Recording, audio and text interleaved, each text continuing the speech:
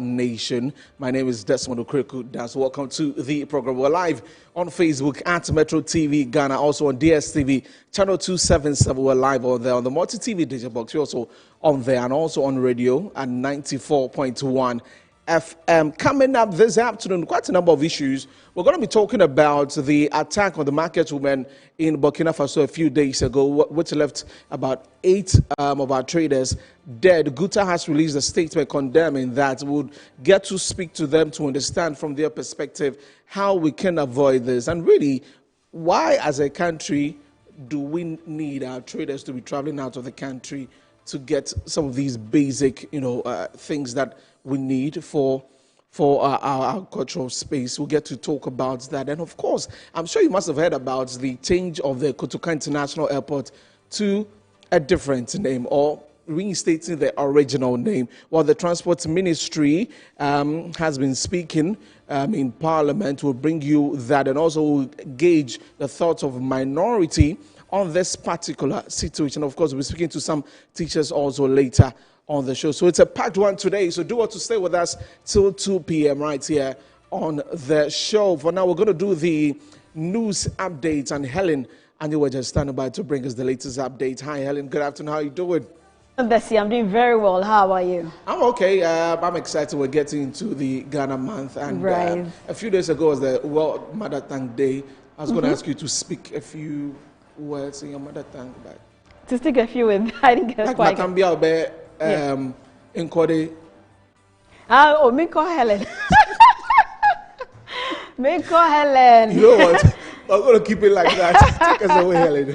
All right. Thank you very much. My name again is Helen Anyeweja, and we are coming live to you from the Kyobo Human Studios here at Northridge. Let's now get into our headlines for this afternoon.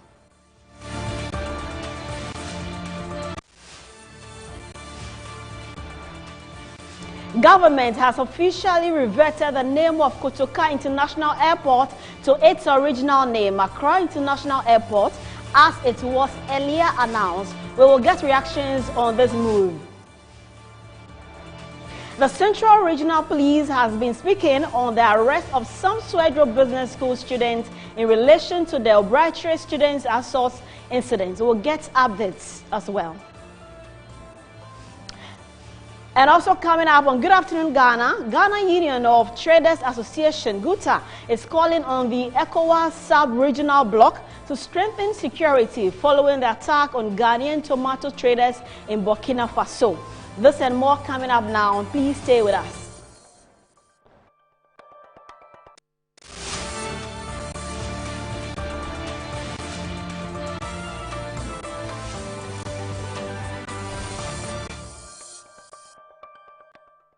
Thank you very much for keeping us company. My name again is Helen Anyeweja, and we're starting from here. President John Mahama says Ghana's economic stabilization is not enough, calling for bold structural reforms and a renewed partnership with the private sector to drive long-term growth and competitiveness. Economic credibility. But let me be clear, stabilization is not equal to transformation. For over 5 decades, Ghana's manufacturing sector has contributed around 10% to GDP.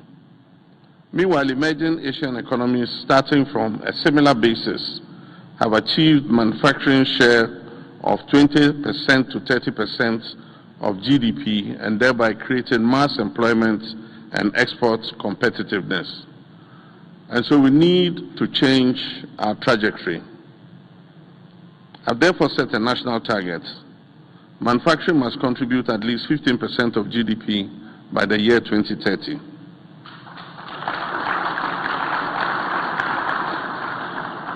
Supported by 500,000 new quality industrial jobs. This will require structural reform and not incremental adjustments. I take note of the Ghana Chamber of Mines' recent report that says that Ghana is losing competitively in investment to Benin, Cote d'Ivoire, and Nigeria. There are many areas we need to look at as outlined in the report. Areas like corporate taxation,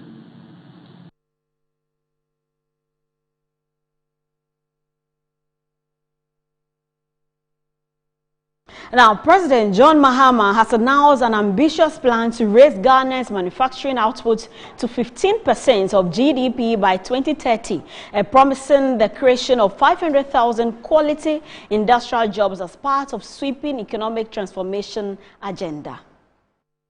I've convened this presidential dialogue with the private sector because I hold a simple but firm conviction that Ghana's economic transformation is a joint enterprise. The government cannot achieve it alone, and equally the private sector cannot thrive without a government that listens, reforms, and creates an enabling environment for businesses to thrive. Tonight is about resetting that partnership between government and the private sector. And we must do this candidly, substantively, and with mutual accountability. I also wish to acknowledge the extensive sector engagements undertaken by my Minister for Trade, Agribusiness and Industry over the past year.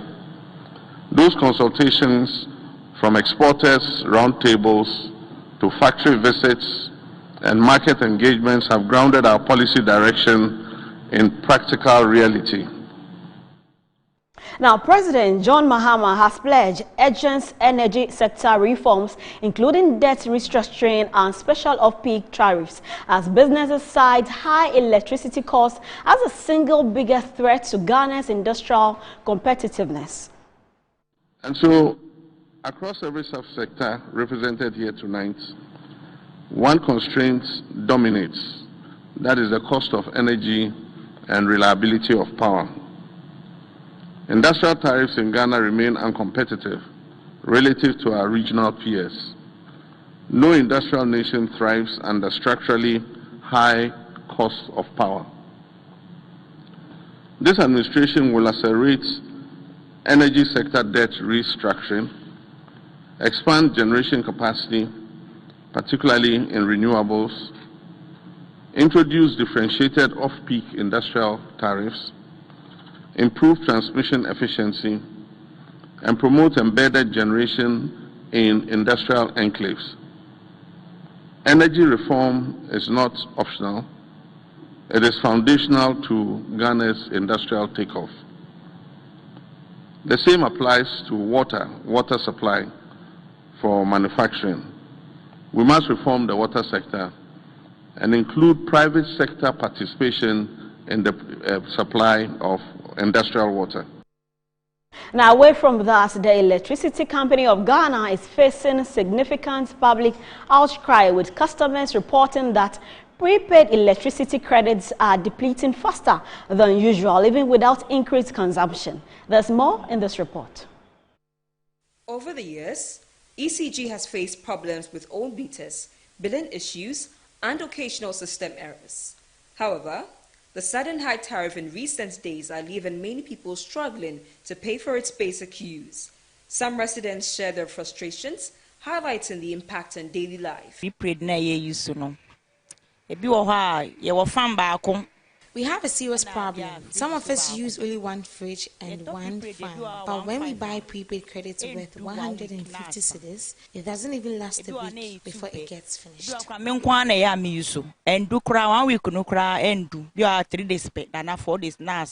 2 years time, but last year and this year, it say both, 2 years ago, prepaid credits lasted longer, but now 50 cedi lasts only about a week and a day, so we are pleading to the government to work on this issue. 1 week.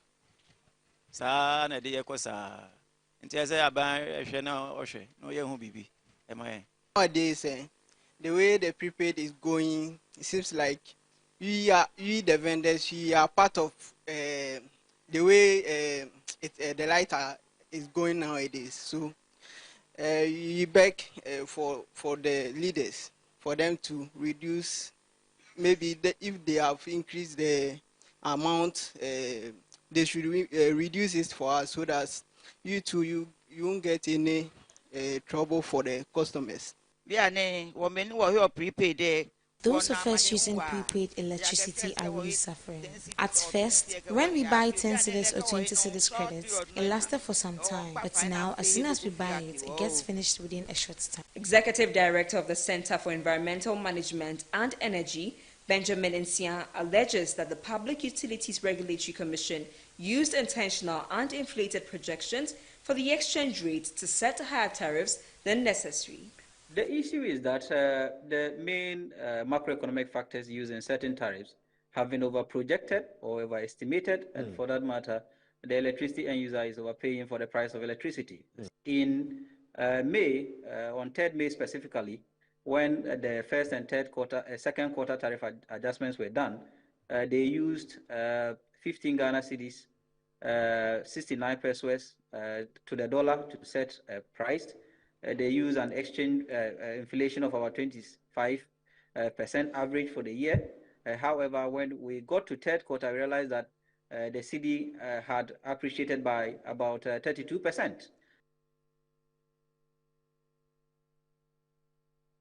Now, the Central Regional Police Command has arrested 3 students of the Swedro School of Business in connection with the assault of a student from Obraitre Senior High School captured in a viral video circulating on social media. The suspects, 20-year-old Joseph Amon, Benedict Apia, and Bilal Mahmoud, who are both 18 years of age, were handed over to the Swedro Divisional Police Command by authorities of their school at about 9 p.m. on Sunday, February 23, 2026. The arrest followed an engagement earlier that day between the Director General of the Criminal Investigations Department, DCOP Lydia Yakodonko, and the management of Swedro School of Business. Police say the 3 suspects are currently in custody and will be put before court. In a statement, the Central Regional Command condemned the conduct of the students involved, describing the incident as unacceptable. The command further cautioned students and the general public against engaging in acts of violence. In a separate development, 6 juveniles have been arrested in connection with the alleged assault and robbery of a final-year student of Adisadel College in Cape Coast. According to a press release issued by the Central Regional Police Command, authorities of Agri Memorial Senior High School on February 20, 2026, at about 7:30 p.m., handed over 6 students to the Kotokwaba police station for their alleged involvement in the attack. The suspects, Samuel Ankuri, 13, Gad Akologo, 17, Late Jassi, 17, Scott Ochre, 16, Lord Yamoa, 16, and Jerome Apiatoku, 17, are reported to have attacked Rexford Owusu-Ansam at about 3 p.m. the same day. Police investigations indicate that the incident occurred on the final day of their Intercollegiate Sports Festival held at the Cape Coast Stadium on Friday, February 20, 2026. The victim was reportedly leaving the stadium with 2 friends to return to campus when they were confronted and asked if they attended Adisadel College. The suspect allegedly attacked them immediately after. A medical report endorsed by a doctor indicated that the victim sustained a fractured nerve bone in his right eye, leaving him unable to open it, with the eyeball reportedly protruding. Inspector Isaac Evans is with the Public Affairs Unit of the Central Regional Police Command.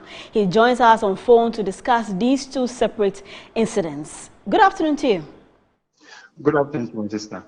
Now, let me take you back prior to the sporting events. Were there any indications that school authorities or police were aware of tensions prior to the assault? Thank you, my sister. There wasn't enough indications, but we had placed officers on duty around the stadium.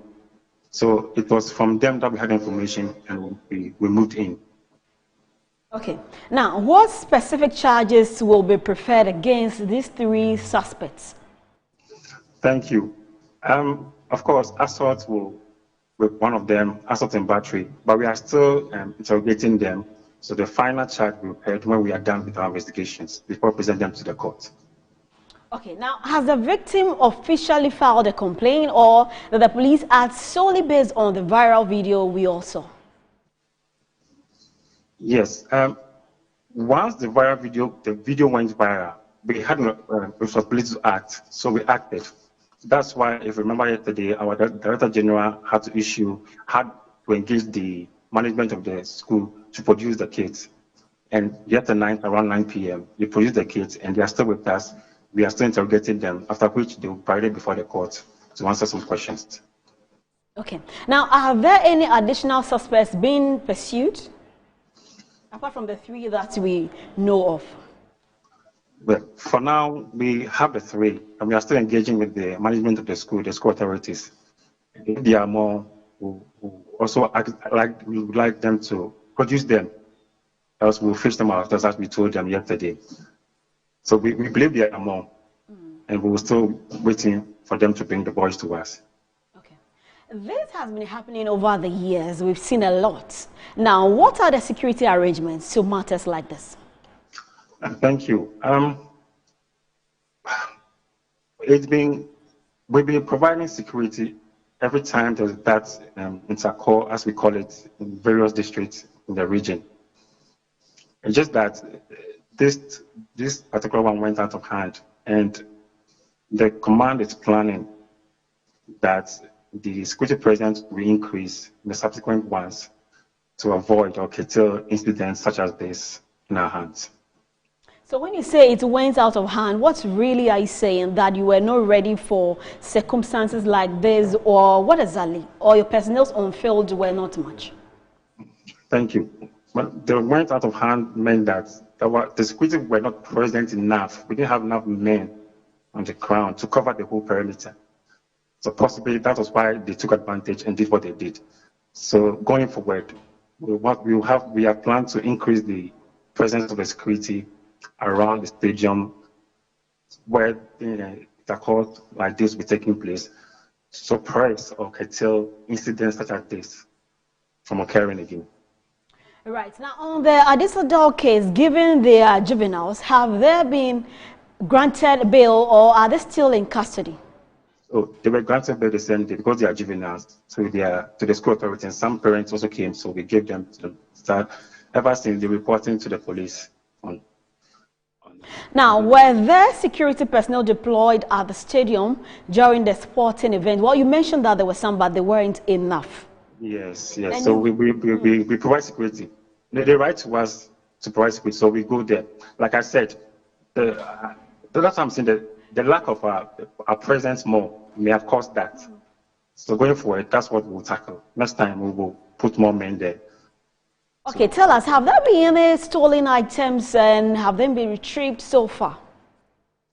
As we speak, we haven't retrieved the stolen items from them, but they are still under interrogation, and hopefully by the end of today, we'll know where they put those items they took from the boys. Thank you very much for your time this afternoon. Thank you too.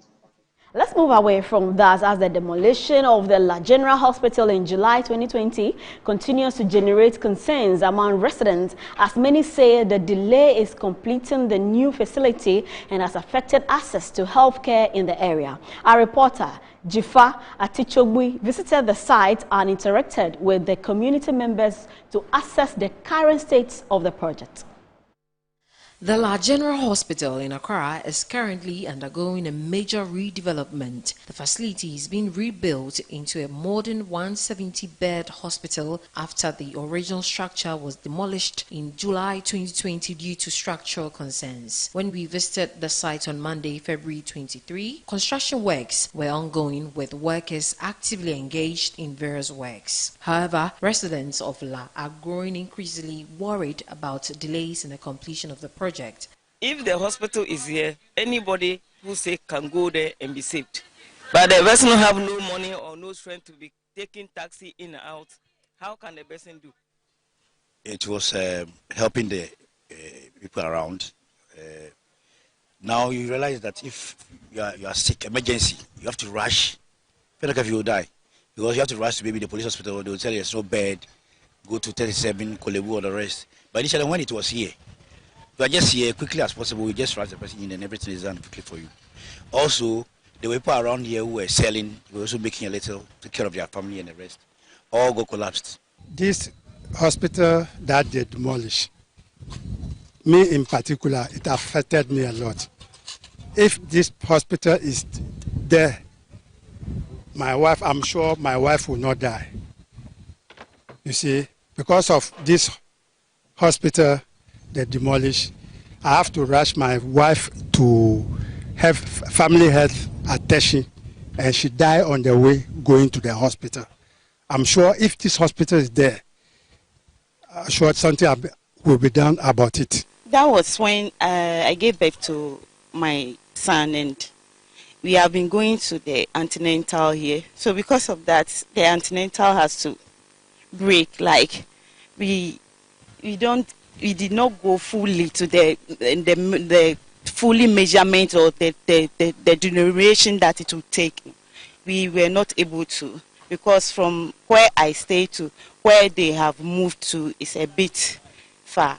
The unfinished state of the hospital has created a significant gap in healthcare delivery within the community. Residents say the prolonged delay is having serious consequences, with patients struggling to access essential medical services and, in some instances, lives being lost due to the fact that they have to travel out of the area before accessing healthcare. Despite this progress, many community members are calling on the government to expedite the work to ensure the hospital is completed as soon as possible. They believe the timely completion of this facility is critical to restoring accessible and quality healthcare for the people of La.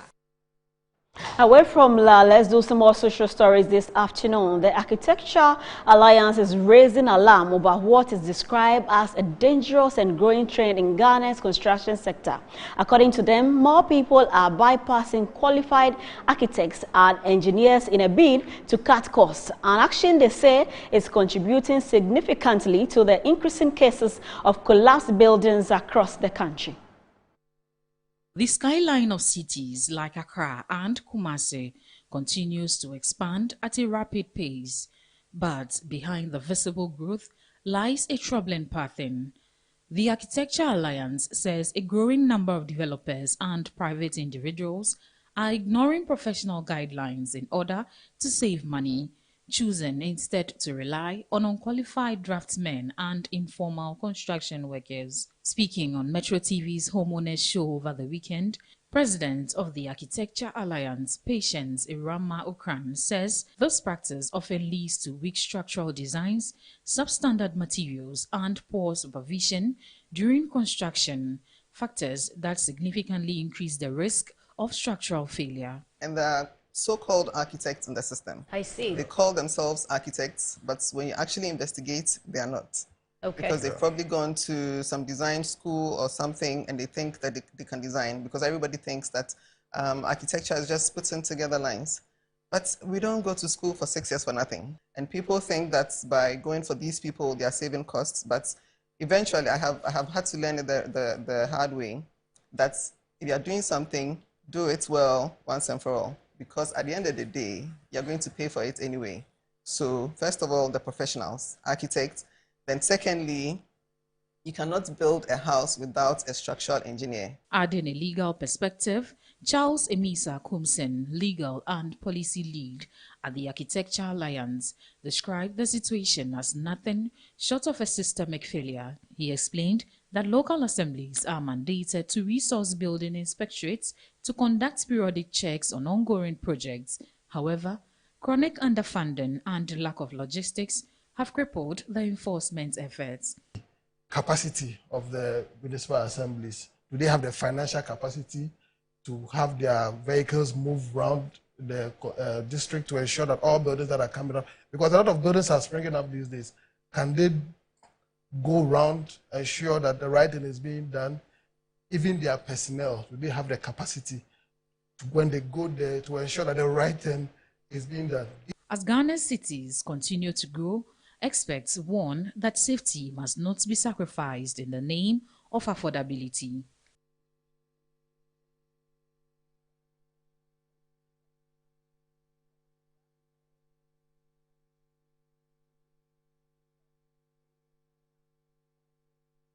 Now, the price of cement may likely see an increase in the coming weeks as cement manufacturers have warned that there will be a hike as a result of delays in the release of clinker, the raw material used in manufacturing the products at the ports. Industry players are warning of a possible surge in cement prices following the prolonged delay in the release of clinker, a key raw material used in cement production. They say vessels wait up to 13 to 20 days to secure a berth, and without urgent intervention, consumers will bear the price. The looming threat of price hikes was key in an emergency meeting convened on Monday, February 23, 2026, by the Minister for Trade, Agribusiness and Industry, Elizabeth Ofosu-Adjare, in collaboration with the Minister for Transport, Joseph Bukari. The meeting brought together cement manufacturers and key sector players to address the operational bottlenecks that have left clinker shipments stranded at the harbour for between 2 and 3 weeks, causing significant financial strain on the industry. Manufacturers warned that the longer vessels remain at sea awaiting berth space, the higher the cost incurred, a burden that could reflect in cement prices on the domestic market. Although industry players acknowledged ongoing dredging works at the ports, they appealed for immediate interim measures, including temporary access to additional berths and consideration for handling non-dust-producing raw materials such as gypsum and slag at alternative berths to ease congestion. Responding to the concerns, Transport Minister Bukari Nikpe assured stakeholders that government is fast-tracking dredging works to expand berth capacity and accommodate larger vessels. He explained that the current berths are inadequate for bigger vessels, resulting in longer turnaround times and persistent congestion. For her part, Trade Minister Elizabeth Ofosu-Adjare stressed that inefficiencies at the port directly increase production costs, which ultimately impact cement prices. She emphasized that government's interest goes beyond preventing price increases and includes resolving structural bottlenecks affecting industry operations.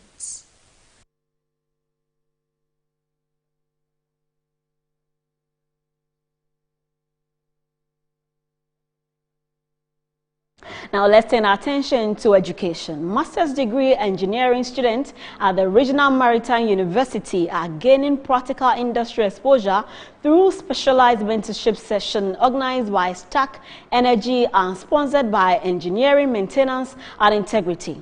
The session brought industry professionals and students together to bridge the gap between academic theory and real-world engineering practice.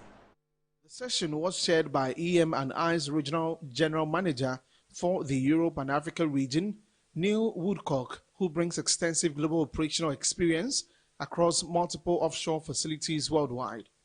And trying to share our experiences with them in an effort to build a brighter future for them, where they can then assist Ghana and the building of Ghana. And as importantly, the areas around Ghana, the ECOWAS countries, the other West African countries. We employ Ghanaians outside Ghana, in West Africa, and what the RMU has, which is of great benefit to the whole of Africa, is this regional philosophy where it's not just Ghana-centric. This is for the furtherment of Africa generally, and West Africa more specifically, and Ghana even more specifically. Participating students expressed appreciation to EM&I and its partners for organizing the mentorship program, noting that it provided valuable insight into professional expectations and emerging industry trends.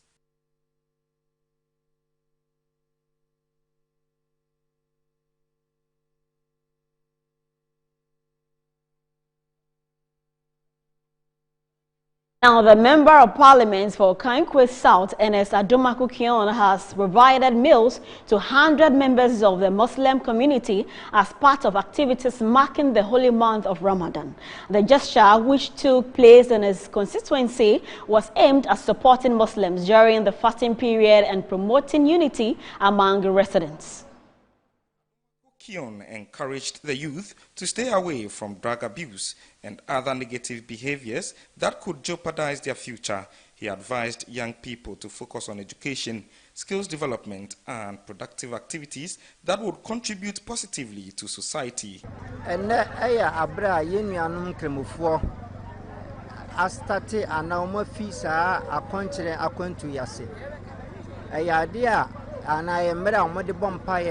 Esre Allah eho enkwa eni ahoden eni bonefafiri ene empabode ma omabusua ene Ghana man nyina. The MP reaffirmed his commitment to supporting vulnerable groups and fostering development in Okaikwe South.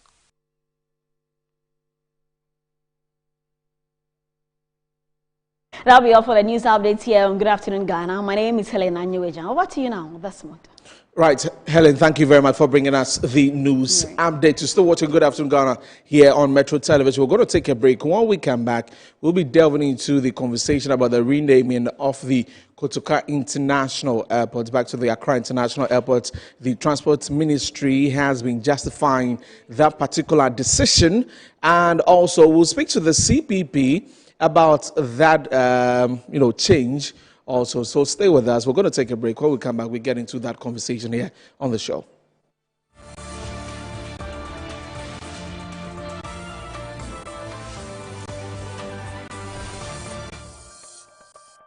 I'm a branch manager. Of course, I accept only quality and affordable printed souvenirs for my promotional campaigns. I'm the head of academic affairs of a very important institution in Ghana. Of course, we only deal with quality, reliable printing companies for our institution's printing materials. I'm talking about appointed time printing.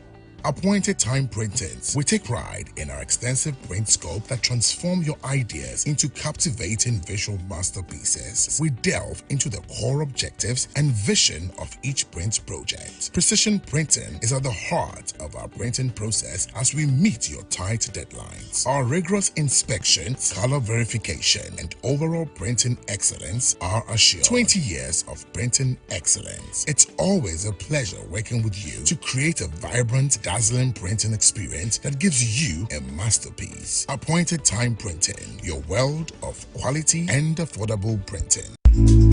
Good afternoon, Mr. Ampedu. Good afternoon, Mr. Asari. How is business doing? My business is collapsing. Why is your business collapsing? I sold my products and services to my clients on credit, and my debtors are not paying their debts. Have you heard of Rosic Consult Limited, a debt recovery company operating in all the 16 regions of Ghana? Not at all. Mr. Ampedu, all you need to do is to contact them on their customer service line. I recommend Rosic Consult Limited, a debt recovery company to financial institutions, businessmen and businesswomen, other companies, and also individuals. Rosic Consult has 98.4% debt recovery rate. We have professional debt recovery managers. You are assured of swift debt recovery. No recovery, no commission. For Rosic Consult Limited, no more write-offs. And we pre-finance the recovery ourselves.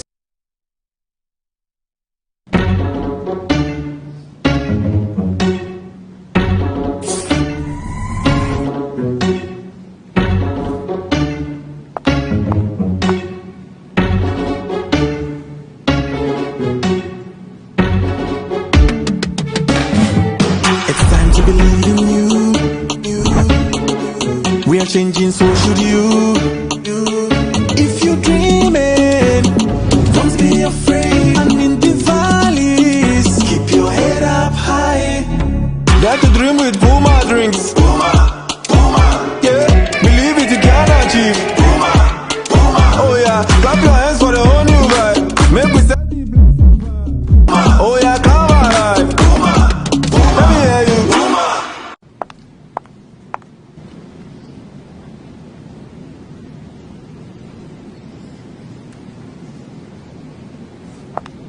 Puma drinks, a whole new vibe. Another quality product from Casa Precon. This advert is FDA approved. Chicken, cow and chicken. He's back again, children. The children president is back. And I'm back for good. To God be the glory. Guess what? Now on Original TV and Metro TV. Come for Westbrook. Something amazing is coming for you, children. You've been idle for nothing. Now you have something to do. The children president is back with Time with the Children President on Metro TV and Original TV. Please subscribe to my YouTube channel, Funny Face Official, and make sure you tune into Metro TV every weekend and Original TV as well. Your life will never be the same. You've been through a lot. Now we're chicken, now we're chicken.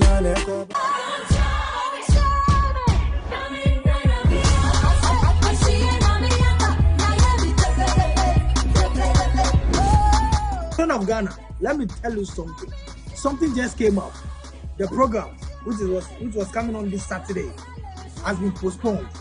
Kids in Worship has been postponed to the 6th of March, Independence Day, so that more children can have time. More children can join me, because that's Ghana's Freedom Day. And that is a day of my freedom as well. So on the 6th of March 2026, I'll see you at the Children's Park instead of 21st February. It was supposed to be this Saturday, but it has been postponed to the 6th of March to make available, make more room for your friends and your brothers and your sisters and your mothers and your fathers, everybody to join you so that we have a lot of fun. So the program has been postponed to 6th of March. Same venue, Children's Park. I can't wait to see you on Ghana's independence, the day I gained my freedom. I came back to you all children. Thank you for the love. And that means I'll be coming to your schools. I have more time to come to so many schools. So I'll see you soon in your school. I love you, Ghana. I love you, children. I love you, parents. And I love myself. God be the glory. God.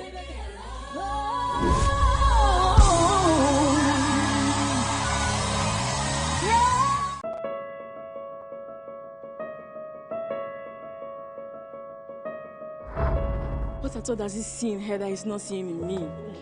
Look at me! Eugene and Anekia made their choice. You won't believe what Pam and Anekia have done to me. Abstain. Why abstain? I have been seeing through your shenanigans all night. I thought I told you that I didn't want to see that girl in this house again. I'm sorry, Cinnamon.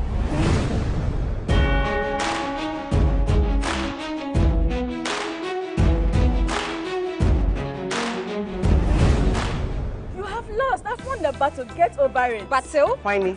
I like you very much. That's why I brought you this. Protect me? Yes, I'm ready to listen to you. Eugene Clark. That boy. That womanizer. You are old enough. I would like you to man up to choose amongst these two. Now, the baby is baby.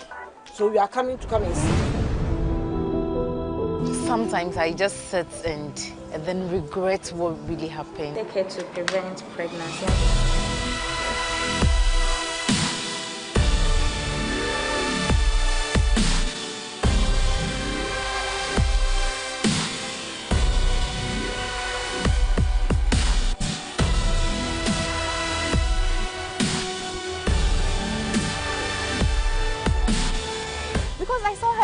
Just stop it. They have to pay for what they've done to me. Be ready for the storm coming up for you.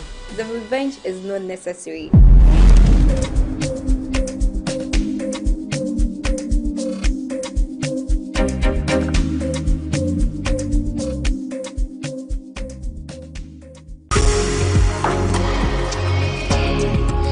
From finding your dream home to building a legacy for your family, the Homeowner Show has been your trusted guide. How sure are you what you're getting is the right land? And it has to do with searches, land commission, checking social planning authority, checking everything to make sure that what you are buying is not a problem or a challenge-prone transaction. The stress of even not owning a house and constantly coughing up to rent is a big issue. Join me, Hannah Atiasi, and my distinguished panelists as we delve into exciting conversations. Season 3 of The Homeowner Show, every Saturday at 6 p.m., only on Metro TV. Don't just own a house, build a legacy for your family.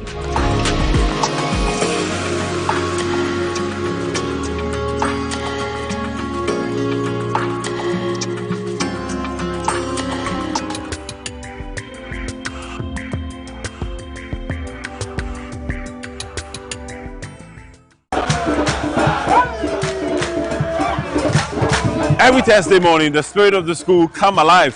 From the marching bands to the dining halls, the fear and the panic stories, the convoys to old students' pride, to unforgettable homecoming moments. Metro TV brings you the school's homecoming show live Relive the glory, celebrate the legacies, reconnect with the memories that shape legends like you, the celebrations, the anniversaries, the homecoming activities, and the legacy projects that you embark in your school. The Metro TV School's Homecoming Show comes to you every Thursday from 9:30 a.m. to 10:30 a.m. live on Metro TV. This is the School's Homecoming Show live on Metro TV.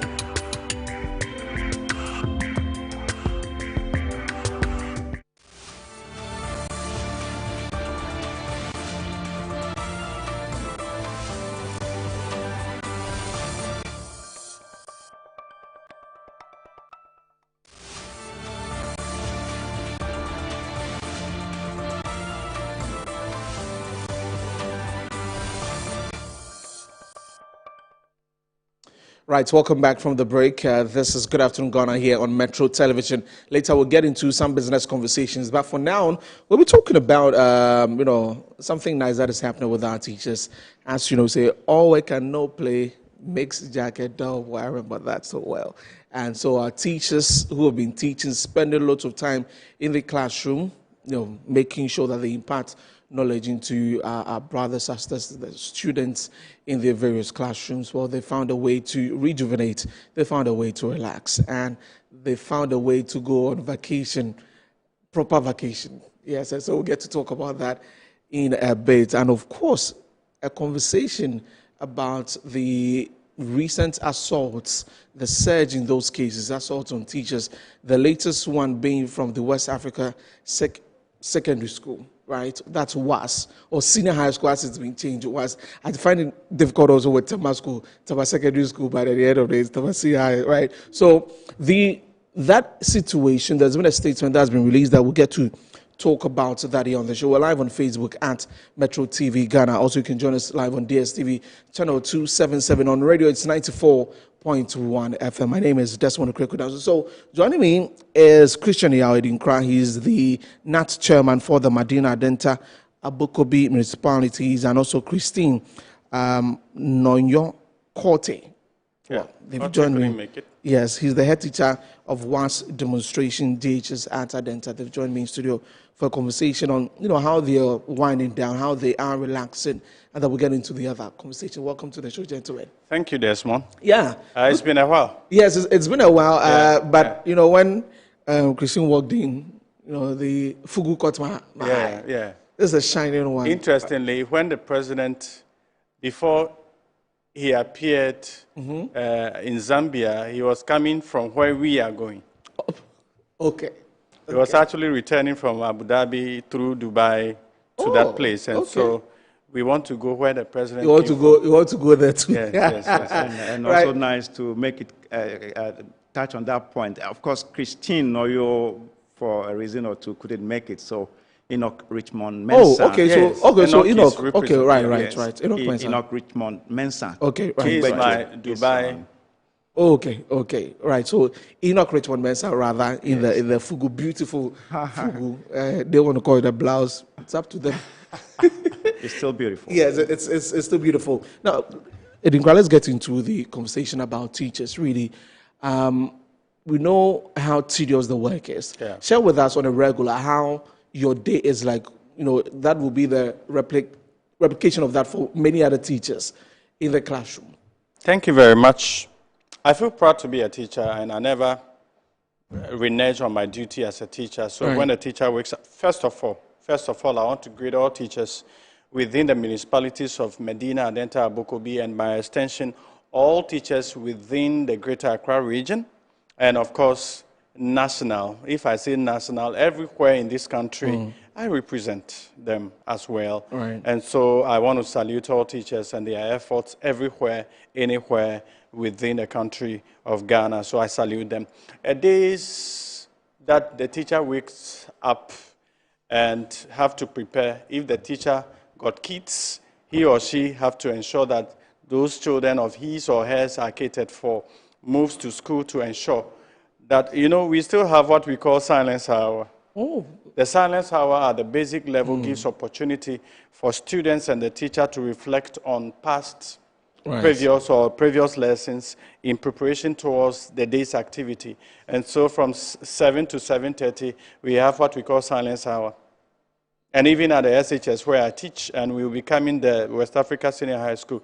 And so we maintain silence hour to give opportunity for that child or that learner or that student to finish the unfinished businesses. Some of the assignments, as they get home, they are unable to complete. So within the silence hour, they quickly put something down to prepare. And so then we move to assembly, where if there is any information, you turn it up to the children or to the learners. If there is anything that they need to know for the day, they are given that assembly. From assembly, we move 8 o'clock to class. And within the class, you are to ensure that the day's objective and learning processes are given to the children. Ensure that you monitor them, supervise them. After the learning process, teaching and learning process, you do what we call assessment exercises. You know as, exercises. You would have to supervise and monitor that the children don't compromise with the quality of the exercise or the answers they give, because they can do photocopy.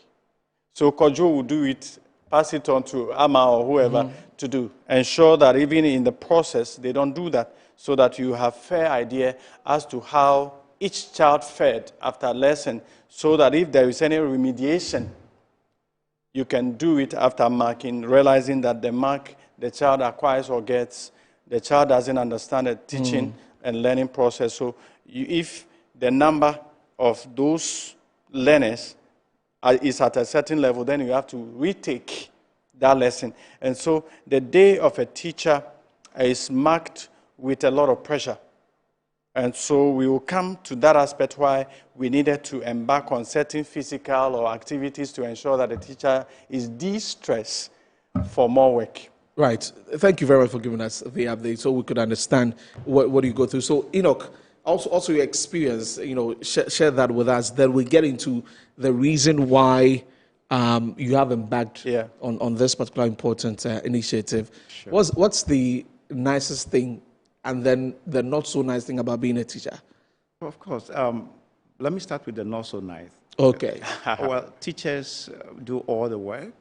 They are like the mother of all professions. Like you, wonderful, hardworking journalists as you are who you are today because of that teacher.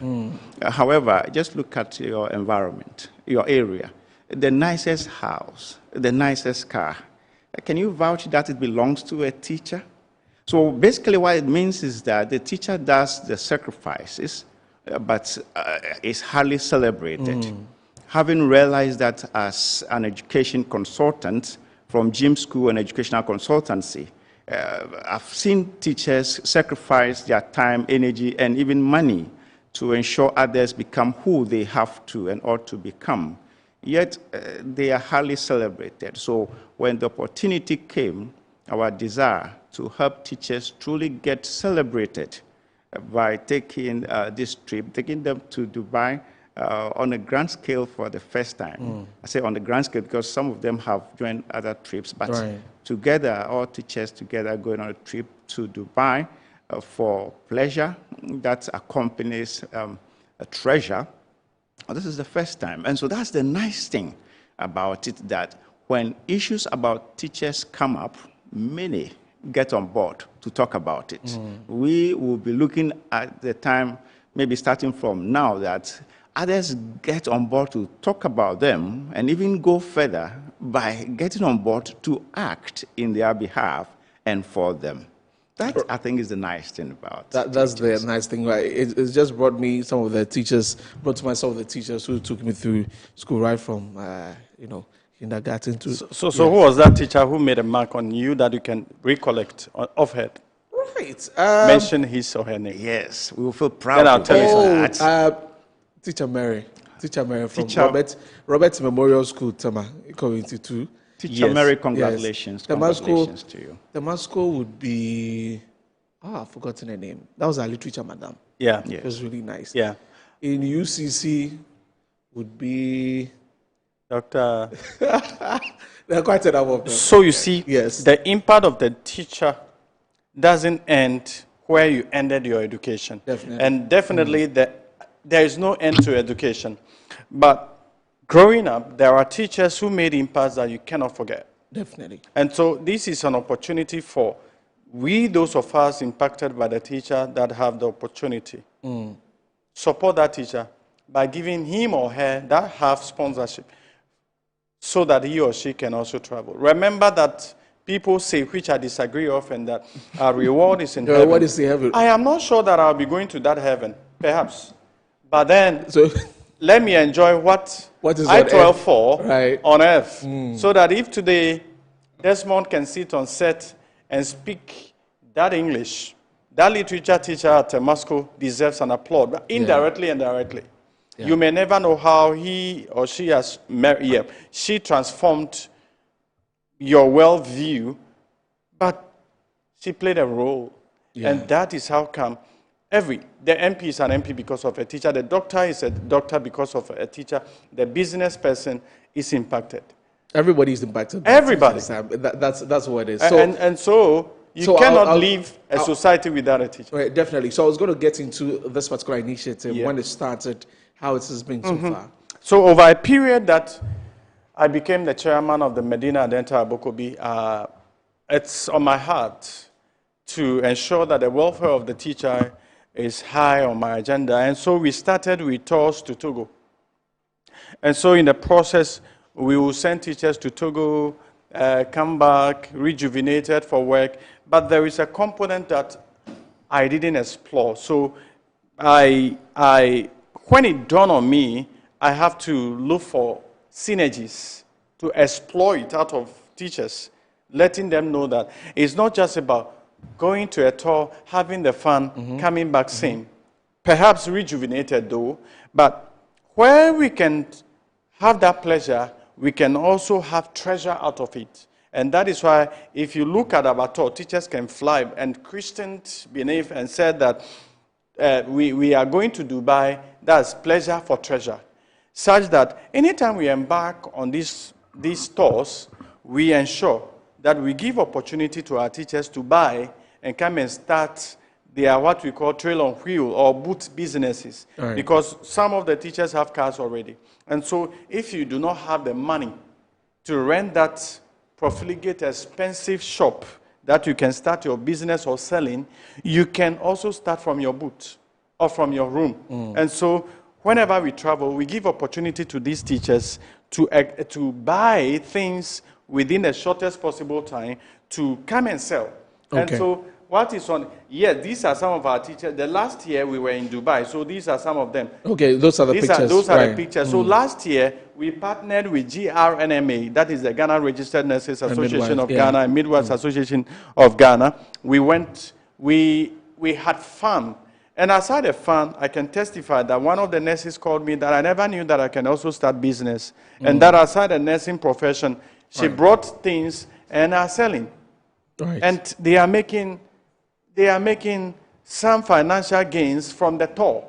And so we christened it this year, Teachers Can Fly, Pleasure for Treasure. Okay. And so this year, from the 28th of April to 3rd of May, we are embarking on another journey. Okay, you're going on the journey, right? And you are coming along with us. I'd have to ask for permission, and then I'll join you. But we've got to wrap up on this conversation. So just a quick final word to your teachers out there, and then Christian will touch quickly on the WAS situation and wrap up. Yes, on the part of teachers, even though we from GIM Consultancy have partnered with Magma Tourism in Dubai to get highly discounted fee for this tourism, which is about 17,500 for everything from visas down to their transfers, their accommodation, 4-star hotel in Dubai. Some teachers still have the challenge as to covering the entire bill because of their family responsibilities. So I would rather use the opportunity to appeal to well-meaning Ghanaians who believe teachers have impacted their lives to come to the aid of these teachers. And they have the right to choose any teacher they like. They can choose the teacher from a school in their district, their area, anywhere. Okay. So they give them either full scholarship or half scholarship, or half full sponsorship or half scholarship sponsorship. We are ready to take those teachers on the trip. Right. Once they contact us, we will be willing to do that Right. for them. So please, you can sponsor your teacher to go on this particular trip. Very important. Like you promised that you were going to sponsor your literature. Yes, I'll see about that. Let's talk about the WAS. Yeah. I've seen the statement in just a minute or two. Yes. What's the statement about? What's the message you want to send across? Look, on the 13th of February, we were launching our 80th anniversary as West Africa Senior High School. We are 80 years. And so there was a need to bring our teachers and some of the students as chiefest authority to witness the launch. Right. Just as we were about closing, I was inundated with calls about attack on our teachers. And true to it, yes, one of our teachers, Nicholas Tay, has captured our social studies teacher, who in the course of our absence, had this encounter with some students from Fafra Senior High School, who came, two of them, who came to our Form 2 block and were in the upper block, having fun with some girls, and we thought that it was inappropriate. That was during school hours. They were having fun with the girls. Yeah, and during school hours, the teacher went up and said, look, this is not your school. We have rules and regulations here, so you got to leave. They were reluctant to leave anyway. So 2 hours after they were gone, these boys went to bring these thugs to invade the school. And then in Ghana, this is the teacher. Okay. And so they pounced on him, and it was merciless. And so if you look at the regulation that guide us, right.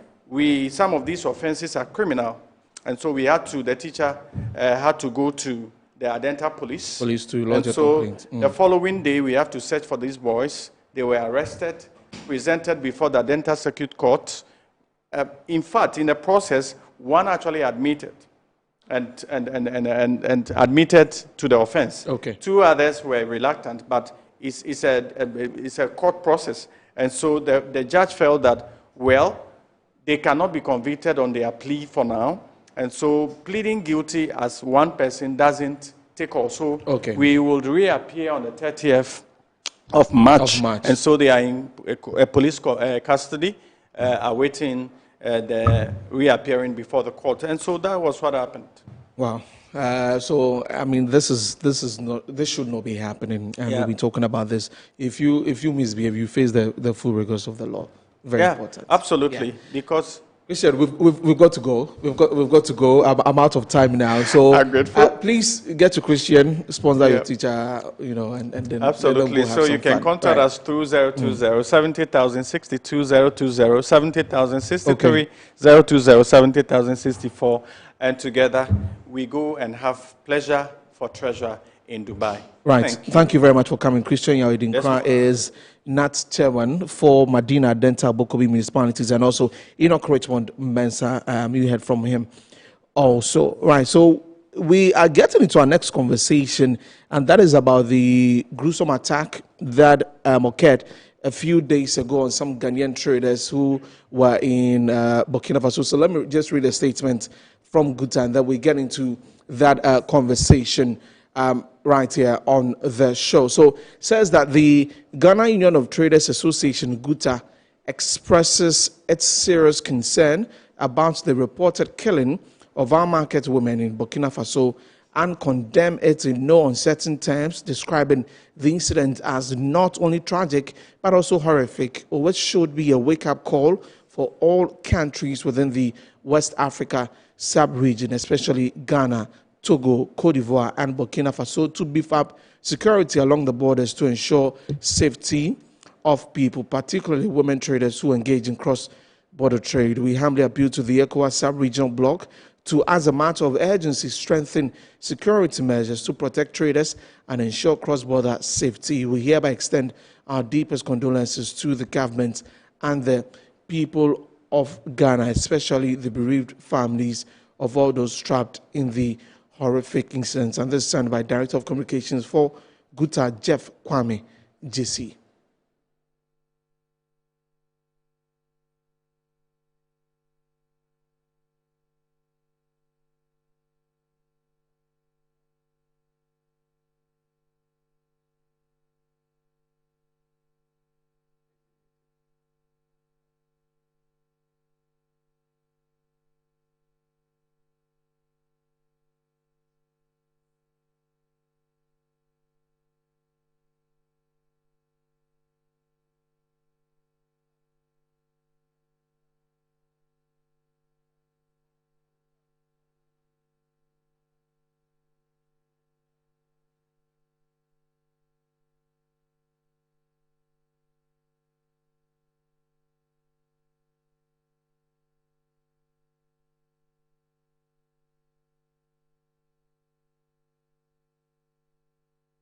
Right, so that's the statement from Guta on that unfortunate incident, and we'll be engaging Joseph Paddy. He's the vice president of Guta. He joins us on phone, and then also work the lines to speak to Peasant Farmers Association of Ghana on this. Mr. Paddy, good afternoon. Thank you very much for joining us here on the program. Must have been a really tough one for the association hearing about this incident. Yes. You've very well, yeah. Let me say good afternoon to your viewers.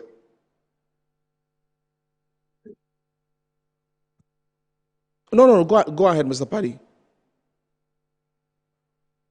Right, yes. Let me say good afternoon to your viewers and then your listeners online too.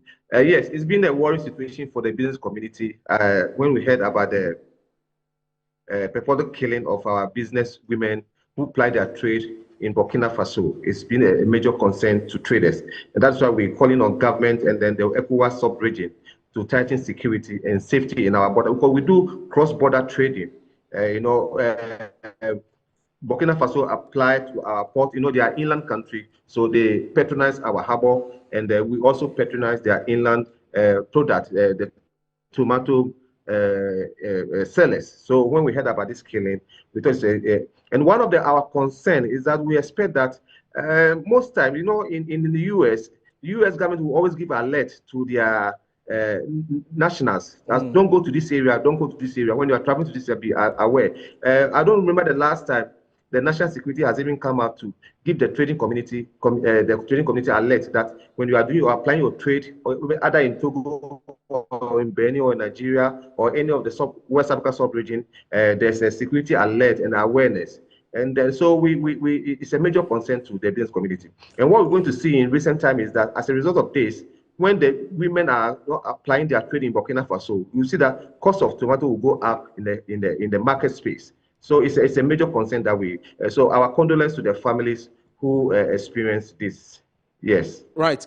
Mr. Paddy, you talk about the engagement from national security, but have you not made any move to, also ascertain what the security situation is? Because we know that for Burkina Faso and for some of our neighboring countries, we've had issues with security.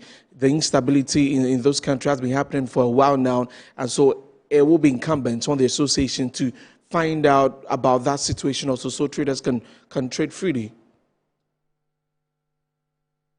Yes, that is very so. That is very so. So most times we'll be having some engagement with national NIB, national security. We'll be having engagement with them in terms of money laundering and other. We'll be having even meetings with IOCO in terms of money laundering and other nefarious activities that's been going on in our border area. But in terms of security alerts, because it's national security can give us the information on the security alert. As we apply our trade, we don't know what happens in other neighboring countries.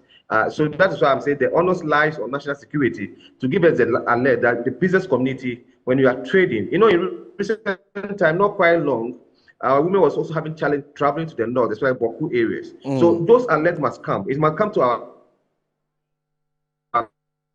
doorstairs. It must come to, so when it comes to a national executive, these are the areas you need to be aware. These are the security measures you need to take in trading. Those days, women will be attacked on the way, and their monies will be taken out. So we even advise that don't trade in cash any longer. Put your money on your Momo. Then when you are traveling, when they even take your phone, your money is still somewhere in the cloud. So we've been giving all this advice, but with this security awareness, it must come from national security. That these are security area zones, security zone that you should be careful when you are traveling to. So these are some of the things we need to know as a business community. Then we will then also inform our members that when you are traveling, be careful where you go and what you do. Don't go in number. Don't go as go in groups so that whatever happens, you can save yourself. Or when you are traveling to an unsecure zone, maybe we'll have some people who will escort you. Maybe national security can escort you. So because now, to be sincere with you, since it happened, when you come to market space, cost of tomato has gone up because the women are not ready to travel. And even the transport owners are also not ready to go and cut the tomato down to Accra or to any part of the country. So it's a concern. It's a major security concern. But we're also calling on ECOWAS to put measures in place to protect its citizens. Because we've been paying ECOWAS levy and all this. These are some of the things I think the money should be used for to protect the citizens. So what is ECOWAS also doing when it comes to cross-border trading? What are they doing in terms of security? You see, these are some of the difficulties and the challenge. I remember once upon a time when Nigeria closed its border to Ghana, Ghana Customs did something. They did something called escort. When you are traveling with a product, they propose that they will escort you to the border, then the other country will take over from there. So we can do the same here, that when our women are traveling, our national security will escort them to the border. Then the Burkina Faso security will also take over and escort them to wherever they are applying their trade. When they are coming, same happens. We do that escort so that there will be national collaboration, from nation to nation, country to country collaboration. So I don't know what information Burkina Faso gave to Ghana, because we had collaboration with Burkina Faso. So I don't know what information they gave to Ghana in terms of security alert and security awareness. These are the questions we are asking. Right.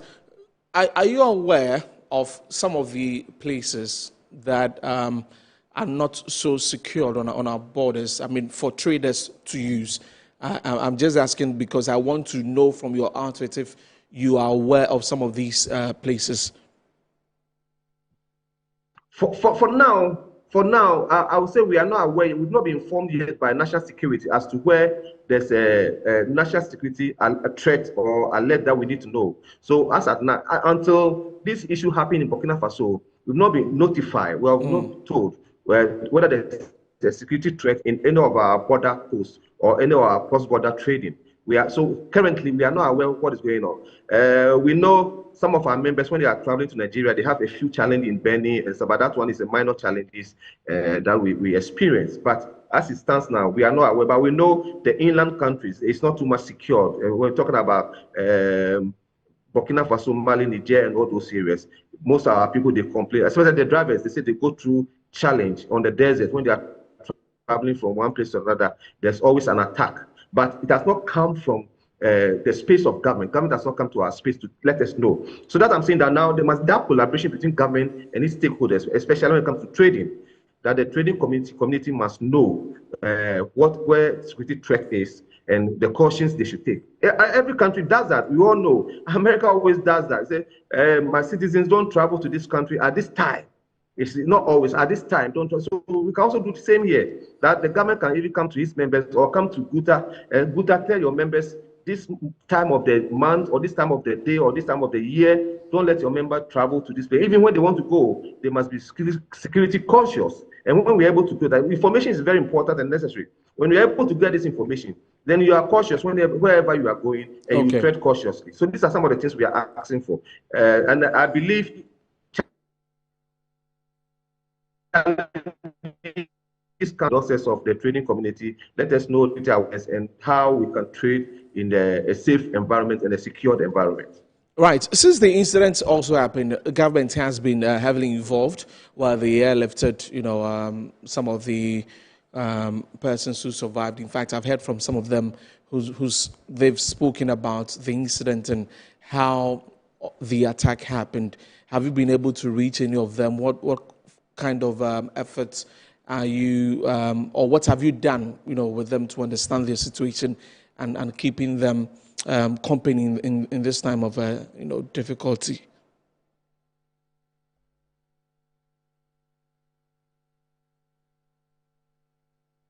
Yes, we had an emergency meeting with our leadership and then with our sector heads. Good is made up of about 87 supposed to use those routes or go into those places for trading, but they've not received such from them. I've been asking how they've handled the situation with even the survivors and all that. And that was what I was trying to explain there. So he's back on Zoom. Let's get back to him. Mr. Paddy, we lost you there. You were making a point that you convened a meeting.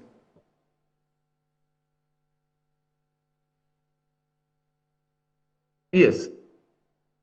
Yes, exactly. So we convened a meeting with our sector heads, and then we've told them to tell our members to be security alert and awareness. And then we've also trying to, leadership is in meeting now. We're trying to see what we can engage the families of, identify those people who lost their life and engage the family and see where we can support as an association. So this is what we're doing now. Currently, leadership is in the meeting and we are discussing this issue. So we hope that in the shortest possible time, we'll be able to identify some of the family members and then visit them and then also show our condolence to the family. So it's a national challenge that we all face. So it could be you, it could be me, and not only the tomato sellers. Anybody can travel on that border and it will happen to you. So let's be conscious. I want to tell the whole nation and all the business community, be conscious when you are traveling in these border areas, especially Burkina Faso, run down to Nigeria, Togo, Benin, and Nigeria. Be security alert and aware and be conscious. Take your personal security very important and necessary. So we'll be looking forward for that. But more so, we want to engage national security and see what we could do about this situation. Right, Mr. Paddy. But this afternoon, one of the no, I was going to say that. Yes, yes, this afternoon, one of the. Okay, please go ahead. Go ahead. Yes. Go ahead. I'm saying this afternoon, we even had a member from National Security visiting us to get a first-hand information as to what we're going to do. We say it's early this year, so we just engage in the shortest time, and then it's left. But we'll be engaging the National Security heads and then see what we can do and put measures in place so that, because knowledge is very important and powerful. If you're able to acquire that knowledge, then we know what to do. Yes. Right. Mr. Paddy, you're going to stay on for me as I engage the president of the Peasant Farmers Association of Ghana, Wapia Awa Adugwala. He joins us on the phone. And following the killing of the Ghanaian tomato traders in Burkina Faso, the Peasant Farmers Association of Ghana have made an appeal for a general reassessment of agricultural policies and the need for urgent action towards food self-sufficiency. So we're going to get into that conversation with the president of the association, Wapia Awa. Good afternoon, sir. Thank you very much for joining us here. Listeners and viewers, and thanks for having me. Actually, I've been traveling across the country, so the network may not be stable as expected. Yeah. Right. And condolences to your association. And we just pray for comfort in these very difficult times. But how did the news get to you, and what has been the reaction of your members to that? For us as farmers in Ghana, we produce, and then the women and other traders come to buy the tomatoes. Right. And of course, as for Ghanaian traders moving to Burkina Faso to buy tomatoes has been there for a very long time. We have advocated that Ghana is capable of producing enough vegetables, particularly tomatoes, to feed the country and even supply the sub-region.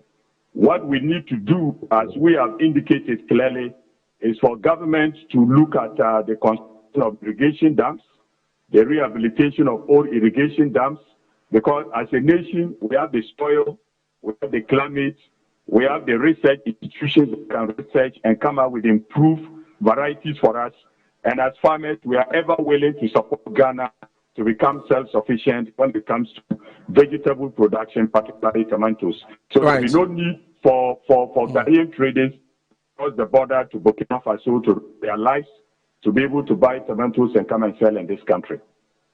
Right. I was going to get to that, but I just wanted to ask, how you felt about the situation. But back to you as farmers and seeing that there is a way that you could cultivate tomato so much in this country that will be of benefit to us, but you have people moving to another space to purchase that and bring that. I mean, Mr. Padu was saying that in the past few days that traders having gone to Burkina Faso, prices of tomatoes have gone up on the market.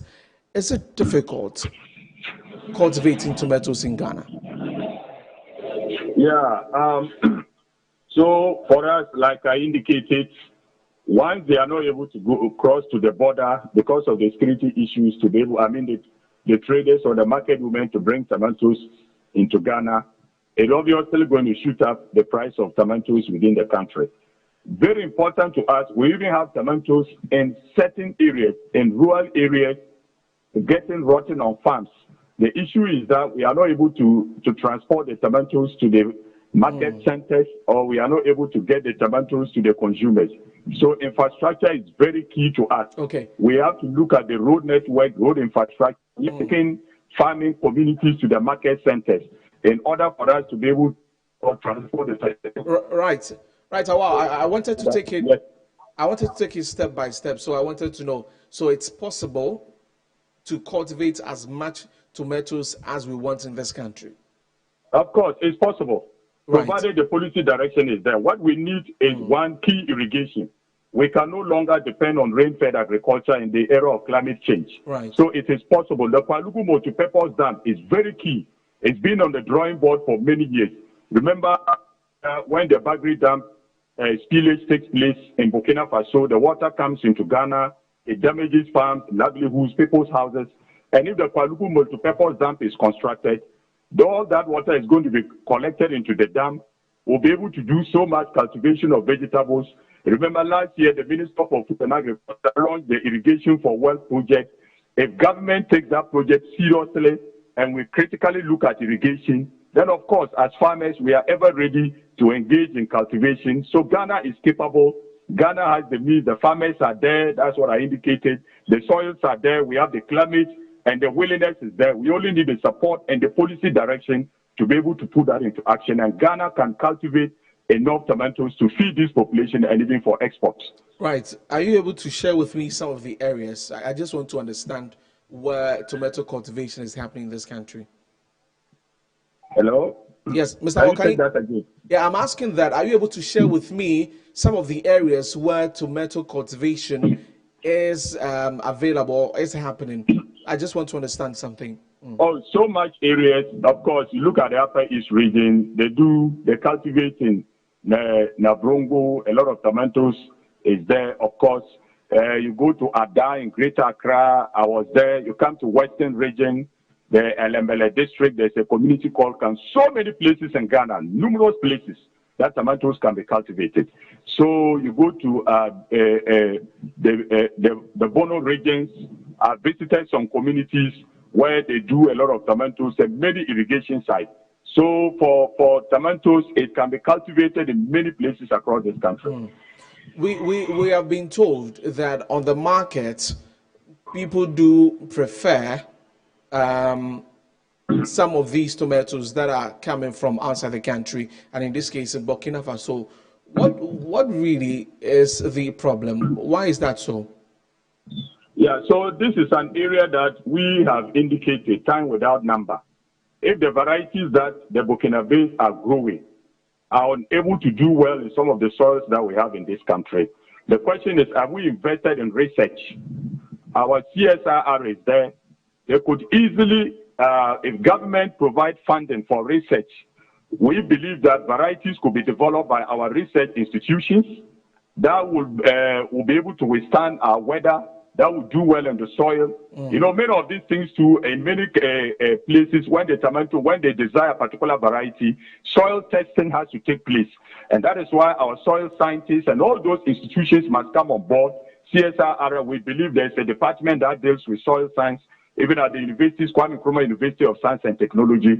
So the varieties that are doing well in Burkina Faso, that are highly desired in Ghanaian markets, can equally do well here if government collaborate with the research institutions to be able to look into it, to the soil scientists, those who deal with varieties of various plants and species and food crops and the rest, then this issue can be resolved. Because sometimes we hear some farmers say that when we plant these varieties, they don't do well in this country. But of course, research has to go into it. And we believe that with the support of research, then these varieties can do well. I remember last year I was in Dakar for one of the food summits on this African Union.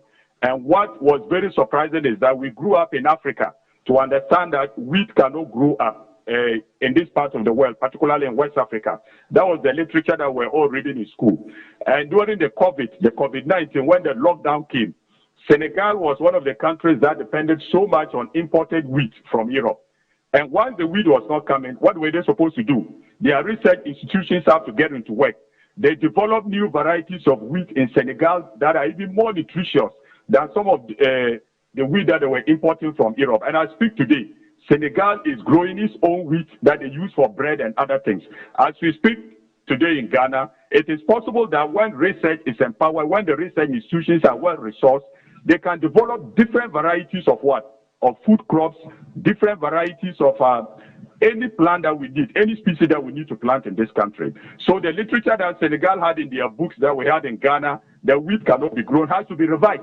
Because what we fail to do in this part of the world is to invest in research. And I want to indicate again by saying that the varieties that are grown in Burkina Faso can equally be grown in Ghana if we allow the research institutions to lead it, develop it, and let us know where exactly, which place is appropriate to grow it, and which variety should be grown on which soil. And that can easily be done in Ghana if policy direction goes in their favor and they are well resourced to come out with varieties for us in this country. Right. So for now, I can take from your comments this afternoon that the challenges have to do with policy direction. It's got to do with infrastructure. And in all of these also, what has the engagement been like with the people who are in charge, like the Ministry of Food and Agriculture? Yeah, we have done a number of engagements with the ministry, and we even have these onion farmers in the Afram Plains in Eastern region. We basically engage the ministry. The ministry have indicated its willingness to support our farmers. There are even some of them is the water pumping machines that they require. And we want to use this opportunity to commend the Minister of Food and Agriculture. Just last week, some of the pumping machines that were seized from Galamsey site, he has decided to allocate a portion for farmers to do irrigation. And these are some of the things that we want to see. So beyond the ministry supporting us with the pumping machines for those who already have water and they only require pumping machine to do the vegetable farming, we will also employ government to critically look at the irrigation facilities, the rehabilitation, the development of the new one, and more importantly, government must look for the funding to construct the Kwalugu multipurpose dam, which will be of great importance to us farmers, especially as vegetable farmers across this country. So we'll continue to engage and continue to indicate that government must invest in irrigation infrastructure, very key to us. And that will go a long way to be able to help Ghana grow enough vegetables to feed its population. And of course, our determination as farmers is even to assist government for Ghana to become a net exporter of vegetables in the sub-region. All right, so Joseph Fadi is still with us. I'll get to him in a bit. But as we wrap up on this conversation a while, so as farmers, you do the farming, you get the crops ready, traders aren't exactly buying from you, and then you have post-harvest losses because poor road networks to connect to the people who would buy and all of that. Talk to us about that, the post-harvest losses that you as farmers incur, and how there's lack of factories and all of these things to help, maybe add value to the tomatoes that you're producing and all of that. Yeah, that is what we have indicated earlier in our statement. To be able to resolve the problem of these post-harvest losses, of course, we'll need processing facilities. We'll have to process, particularly if it has to do with vegetables. You look at the tomatoes, I'm sure there was a news item talking about some community on TV3, talking of some communities where their tomatoes has to get rotten because they can't find buyers. And most of these things is because we are unable to get it to the market centers. So we need the processing facilities. the tomato processing plants must be revamped, and we'll have to set up mini processing centers across the country. And this is one of the key things that can help us resolve the issue of the post-harvest losses. And again, we have to also develop the road infrastructure like I was indicating, because across the country, in many farming communities, the road infrastructure is in a deplorable state, making us unable to be able to cut the food on time to the market centers. But ultimately, resolving the issue of post-harvest losses, Ghana will have to process what we produce. We'll have to process the tomatoes, we'll have to process those vegetables that are perishable, and we need to add value. And that is how come the nation and the farmers can also benefit more from it. And let me tie in with this issue of the rice glad and that of the maize. We produce enough maize. As I speak currently, there's so much maize in Tumu. As we speak currently, we have so much paddy rice. You come to Ochireko in the central region, go to the northeast region, the northern region, the upper east region. There is so much paddy rice, and we are unable to sell it. And part of this is due to the fact that so much imports are also coming into this country.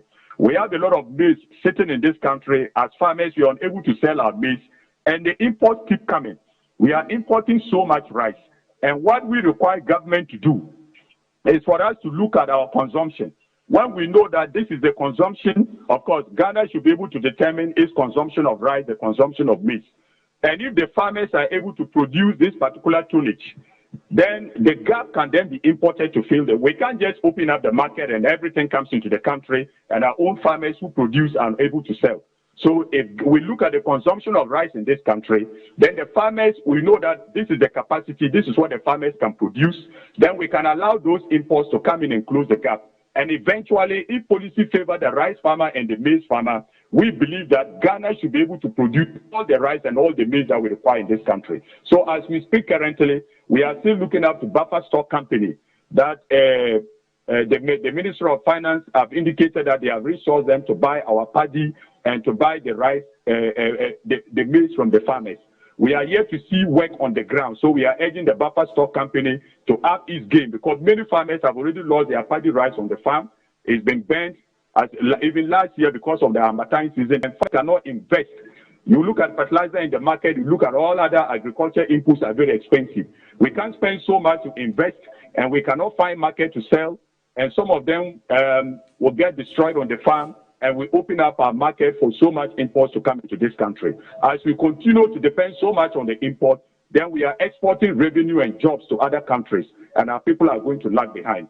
So for Ghana to become self-sufficient in food production, then the government policy of also directing public institutions to be buying from the farmers, that policy should be working, it should be up and doing. We are here to see the effectiveness of that policy on the ground, because we can't be sitting with maize, we can't be sitting with rice, and we have so much imports into this country, and we have public institutions that are dependent on imported maize and imported rice, and as Ghanaians, we are not able to sell our own rice and maize. That is unacceptable. So we are still urging that that policy should be very effective, public institutions should be buying from us, and more importantly, buffer stocks should be able to mop up the surplus and put in the government warehouses. And we are still looking up to government to ensure that this policy works effectively, so as not to discourage rice and maize farmers from continuing to grow rice or continue to grow maize. Otherwise, it's going to jeopardize, it's going to affect the stability of this country, of course, when prices become so expensive. You know, the COVID-19 and then the Russia-Ukraine war was enough to teach us a lesson that our continuous dependence on imported commodities, in fact, that situation is making Ghana vulnerable to external shocks. So we should look inside and support the Ghanaian farmer, and more importantly, create a market for us. So we should be the first to be able to discharge the produce that we have here before we begin to look at imported ones to fill in any gap. All right. Wapia, you're going to stay on, and then let me get to Joseph Paddy, the Vice President for Gutan. So you've heard from him. Seems to be a very frustrating situation about farmers cultivating tomatoes and then not getting the buyers, and traders are moving to other countries. What do you say to that? So why is that happening? Yes. Like he rightly said, policy direction. But I also share with Awa his sentiment. But one thing that we need to know is that no country is self-sufficient. Every country, one way or the other, will depend on some. If even we produce tomatoes in excess, we also need to export it. But if we are going to export it to maybe Ivory Coast, Togo, or Nigeria or Benin, we still need security. So going beyond this, going beyond production of our own, which is necessary, which I am saying that no country in the world is self-sufficient. One way or the other, you depend on someone. So that if even we produce self-sufficiently and we have access to supply to other neighboring countries, we still need security. Like you're saying, we can do all the production here, we can have excess here, but we need to send some out there. So security is key when it comes to trading and business. That is why we are saying that the West Africa sub-region must make it a wake-up call so that they beef up security, especially with Togo, Burkina Faso, Ivory Coast, and the neighboring countries we trade with. For example, if we say we are self-sufficient in tomato production, and therefore we don't need tomatoes from Burkina Faso, Burkina Faso is patronizing our port, our harbor. They must also come here. What is the security? Are they coming in a secured environment? So that if there's no security, they might not want to come and patronize our port. And that is all going to be a challenge. We are going to have a shortfall when it comes to our port. And it's going to affect our revenue because as they patronize our harbors and our port, we get a little revenue from them. So in a nutshell, security is key when it comes to business and trading. So let's look beyond the production and self-sufficient, and let's look at the key thing in there is security. Just imagine, it's not even tomato sellers who were traveling, or even our footballers were traveling to go and play ball in Burkina Faso. What might have happened to them?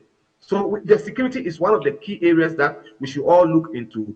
I believe that once this issue has come, challenges come so that we have solutions to them. So one of the solutions, the long-term solution is let's try to be self-sufficient when it comes to production or growing of tomatoes and other grains. By then, at the end of it all, when we have excess, we by all means export it. Where are you exporting to? Your neighboring countries. Is it secured? Can the businessman travel from here to Togo to go and export? Can the businessman travel from here to Benin to do export? Can the businessman travel from here to Nigeria to do export? These are the things we should be looking forward for. So now, the first thing we need to do is the environment secured, our borders secured, so that we can travel freely with goods and services. Because just imagine if they are not tomato sellers and their other community, children are going on a trek to one neighboring country. Is it secured environment that they can travel to? So I believe this one goes beyond just self-sufficient of commodity lines.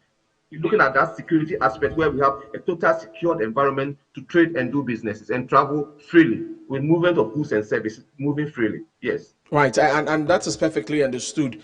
Just that, of course, is the situation at hand that has, brought in all the other angles to the conversations. And of course, I want to mention that traders going to Burkina Faso is not something that started recently. It has been there for a very long time. You talk about the general security in the SAB region, and for me, it is very interesting that in just about 2 weeks ago, heads of states, in fact, heads of securities from the ECOWAS sub-region convened at a high-level meeting here in Ghana at the Movenpick, that's Kempinski. That's where they were. And we were talking about some of these things, how to tighten up security, because terrorist action happening in the sub-region has become the highest anywhere in the world. And daily, there are about 44 terrorist attacks that happen, and 8 people died daily from this. So it's interesting that after that meeting, and we have this happening just on our borders. How do we end this? I know you may not have the exact answer to that because you're not a security expert, but as a stakeholder in this, what do we do? It's a concern. You know, there are certain part in Nigeria that no businessman want to travel to do trade there. But meanwhile, there are trading opportunities there. There are business opportunities, but nobody wants to go there. And even it happens that it brings a challenge to the revenue aspect in those areas, in those regions, in those states. So it's almost every day we hear of security threat. And what has come to that? Is it as a result of poverty that we experience, or what is really the challenge? Is it as a result of institutional failures, or is that as a result of government failures? So government should sit down. We have ECOWAS sub-region, ECOWAS state. What are we doing? Like I always say, every day I go and clear my goods at the port, there's an ECOWAS levy. Those levies, what are we using them for? Is it to make sure our members are secure and safe in those environments wherever they travel to? Am I secure to travel to Nigeria and come back safely? These are the questions we'll be asking. So it's a concern that governments should sit down and really think through it and what we can do to curtail some of these challenges, because some of these people we hear, we don't know what is their challenge, what is their concern. Is it that they are institutional failure or governmental failures? So I believe the security experts must go into this and identify the problem. I believe there's no problem in the world that we cannot have a solution to it.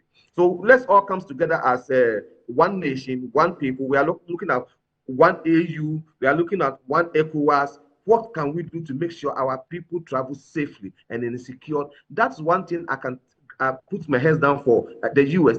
Even one person is in challenge in another country, they will fly their plane to go and secure that person's life. Can we say the same to our sub-region, ECOWAS, that one member of one Nigerian or one Ghanaian is in a state of shock or in a state of challenge, and then the whole country can go and secure that person's security? So it's a general concern. And my brother, even in your home, we have personal security. But then as a nation, even currently, you see, recently we heard about armed robbers attacking someone and killing the person. It's all part of the security we're talking about. So it's not only cross-border security we are looking for. Internal security is also part of the issue. So that's where, as this thing has happened, let's all wake up. And then do we teach security alert in our schools? Do we tell them what to look out for, what to see, what to know, that when you see these things happening in your environment, it means you are not secure? These are some of the things I think we should be a wake up call to all of us, to every government, to start teaching some of our children and our citizens some of the security alert they should be looking out for. That's why I said earlier on that we were expecting national security to be beefing up and briefing us as to what happens in the sub-region. When you have this information, they will know when we are traveling, or where to travel to, or where not to travel to. So it's a concern, my brother. Right. So I was just going through the statements from government, from the Foreign Affairs Ministry when the incident happened. And of course, the government really used some strong words, saying they condemned the horror attack, and also saying that people who live in the jurisdiction should be mindful of their movement, and also they should maintain regular communication with embassies and all of that. As we wrap up on this conversation, there are survivors. Now, traders are afraid to go into these areas to do all of that. What's the action? You say you're meeting with, that's national security.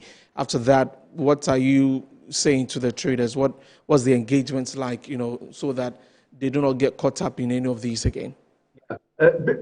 Based on information, based on information we're going to get from national security, that will inform us what to tell our members, where to apply their trade, when to halt their trading, where to go and not where to go. So we need, when we get this information, then we can pass it on to our members, and then they'll be mindful of where to go.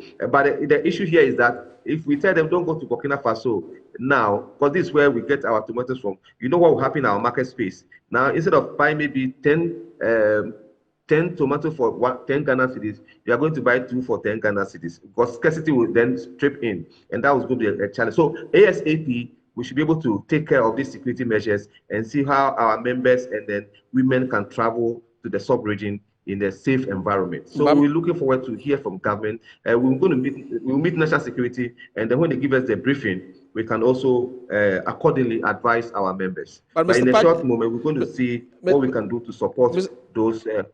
Yes. Mr. Paddy, if the prices of tomatoes will shoot up because traders haven't been able to go to Burkina Faso because of the situation, why not purchase from the Ghanaian traders? I mean, the Ghanaian farmers.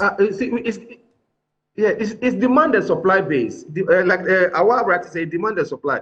Are they available? Are they ready to supply the needed demand? You see, because demand and supply basis. So if demand is higher than supply, you know what happens to prices too? Prices goes up. So if Awa and his team can supply the quantity needed for the country, why not? Why do we put our head to travel outside? And then, like he also said, the cost of transport. Then you see, our farmlands, it's difficult to go to your farmlands to even go and cut the produce and bring it to the urban areas. Even I have a farm in somewhere around KD. Even traveling from the roadside to my farm, it will take you about 2 hours to get to the place because the road is extremely bad.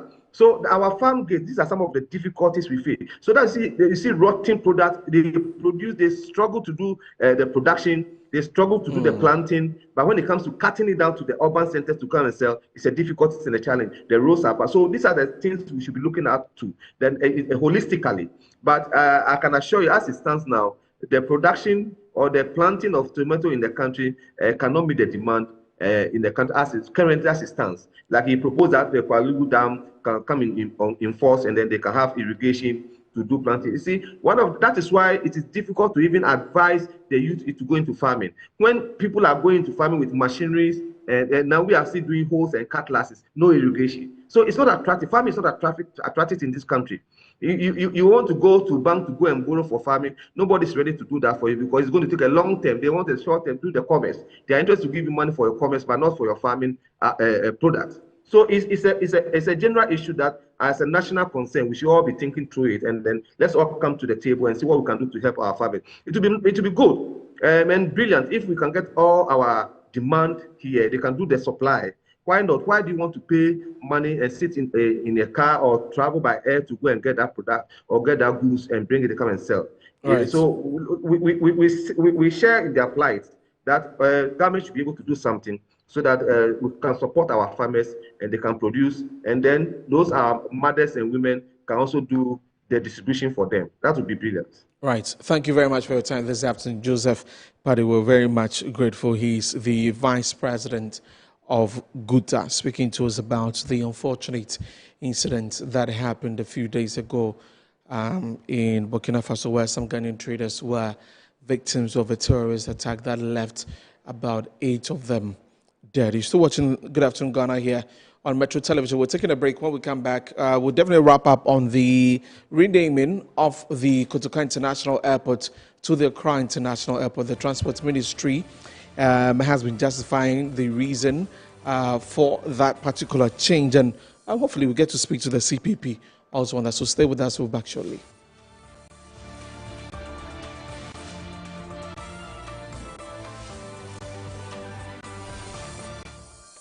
Healthy soil is where every great harvest begins. At ACAP, we turn waste into wealth, producing rich organic compost made right here in Ghana for our farmers and our future. Whether you are planting small or big, ACAP compost improves your soil, boosts your yields, and saves you money. Even in your own home garden, give your soil life naturally. ACAP compost, from waste to wealth. The Ghana Trade Fair Company is proud to announce the most anticipated shopping event of the year, the Eid al-Fitr Grand Sales 2026, from Wednesday 18th March to Monday 23rd March 2026 at the prestigious West Hills Mall. Discover stunning fashion, exquisite jewelry, luxurious fragrances, innovative gadgets, and beautiful homeware, all at incredible sales prices. Showcase your product to thousands of eager shoppers during this peak festive season. Register now for your best spot. Contact the Ghana Trade Fair Company Limited 0597 423 304 or 0244 469 451 or 050 2500 632. Fancy Gadam will be performing live at the fair. Celebrate it in style. Eid al-Fitr Grand Sales 2026. Partners: Ghana Enterprise Agency, Ghana Export Promotion Authority, Media Partners: UTV, Peace FM, Kasapa FM, Bina TV, Channel 1 TV, Joy FM, and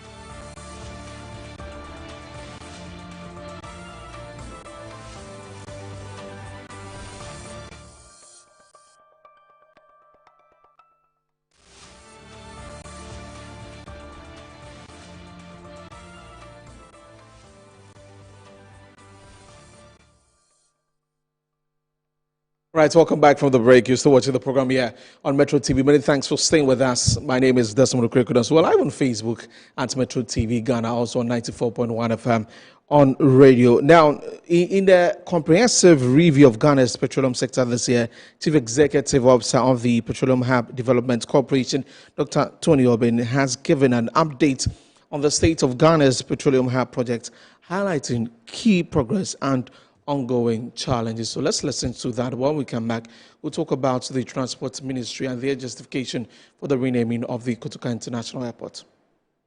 Always excited to speak to your wonderful station.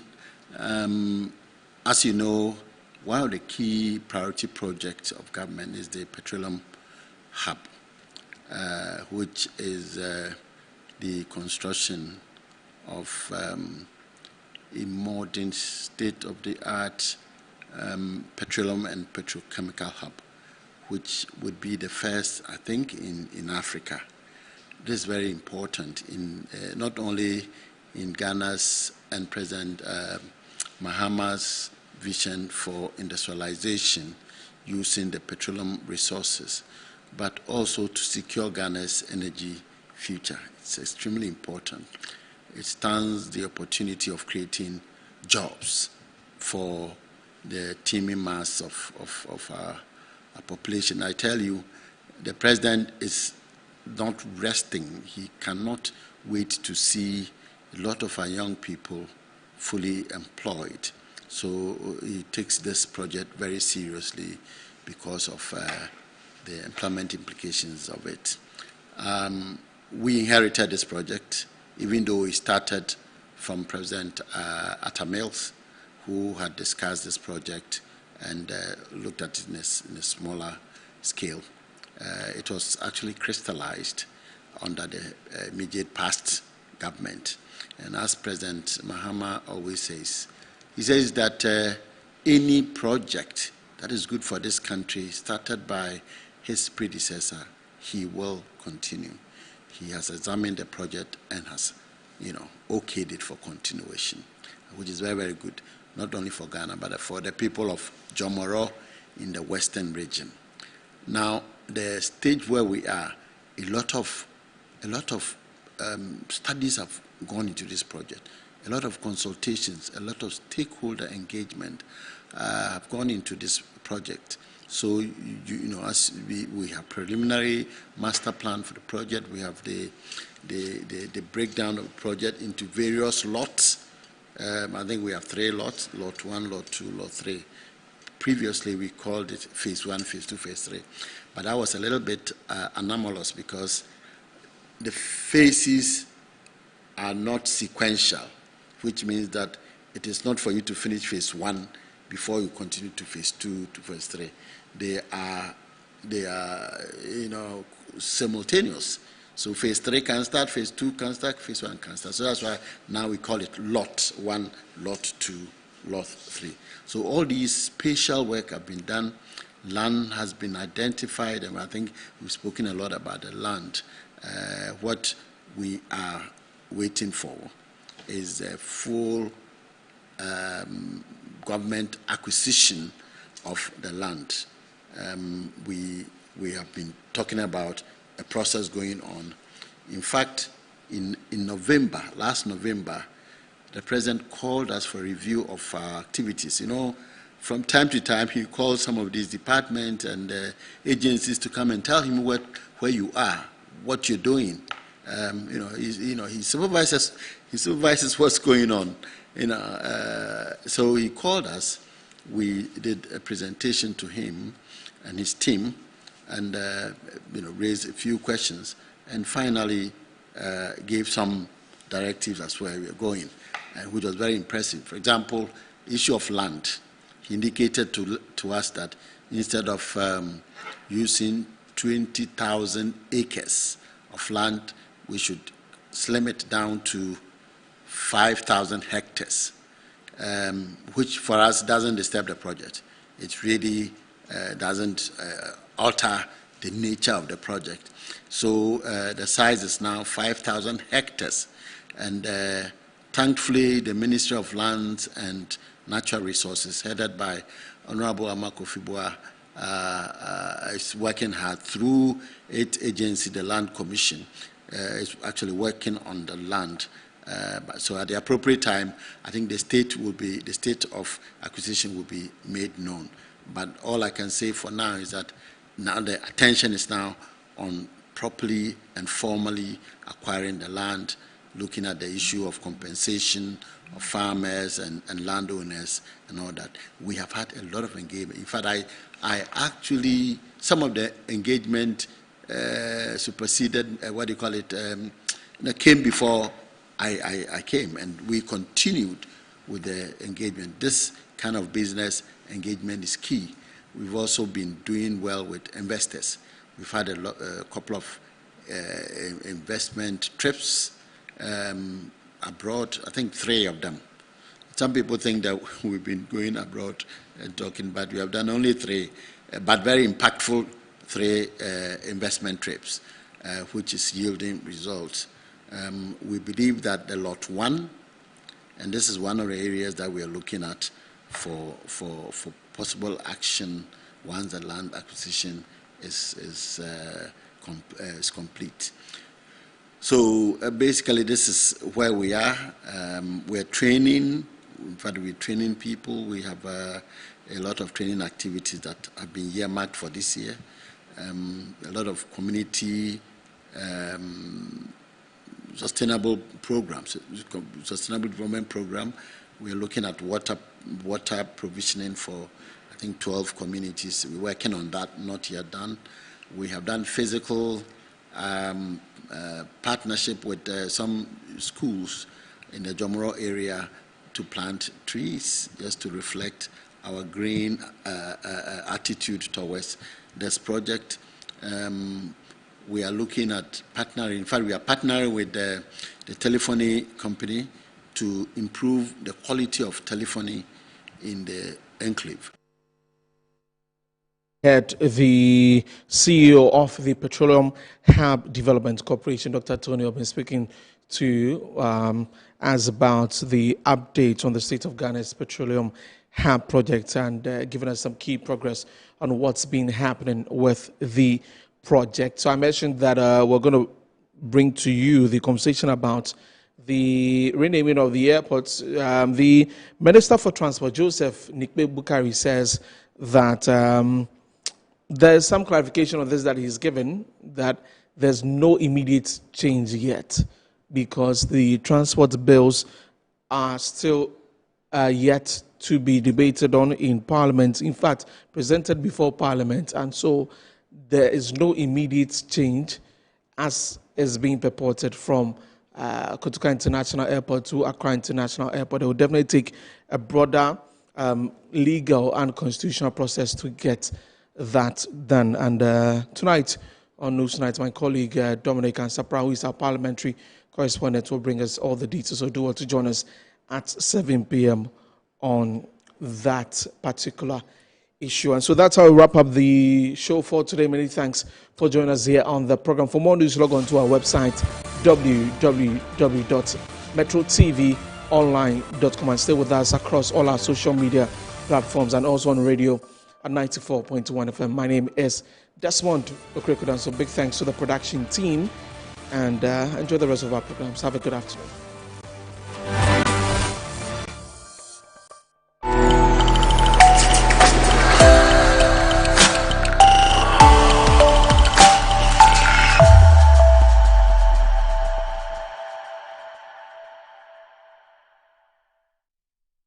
Our school is built on a hill. Beposohane Samoto. We are always victorious, 'cause we